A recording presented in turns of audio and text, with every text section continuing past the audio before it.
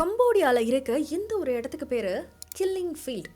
எதனால் இந்த இடத்துக்கு இப்படி ஒரு பேர் வந்தது, அங்கே என்ன நடந்திருக்கு அப்படிங்கிறத பார்த்துடலாம். இந்த ஒரு பிளேஸை மக்களை கொல்றதுக்காக மட்டுமே பயன்படுத்தியிருக்காங்க. 1.3 மில்லியன் பீப்புள்ஸ் கிட்ட இங்கே கொல்லப்பட்டிருக்காங்க. இது எப்போ நடந்திருக்கு அப்படின்னு பார்த்தீங்கன்னா 1975 இருந்து 1979 வரைக்கும். அண்ட் யார் இப்படி மக்களை கொன்னாங்க அப்படின்னு பார்த்தீங்கன்னா அப்போ இருந்த கம்போடியாவினுடைய கம்யூனிஸ்ட் பார்ட்டி.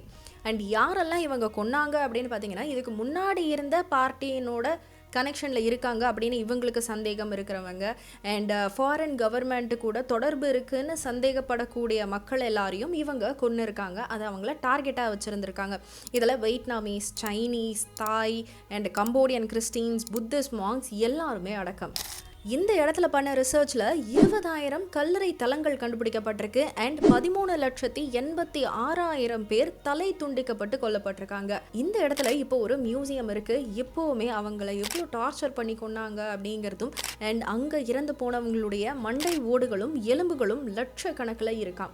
இந்த மாதிரி ஒரு இடத்துக்கு நீங்கள் போவீங்களா அப்படிங்கிறத மறக்காம கமெண்ட்ஸில் மென்ஷன் பண்ணுங்கள். இன்னொரு பதிவில் பார்க்கலாம். கேட்டதற்கு நன்றி.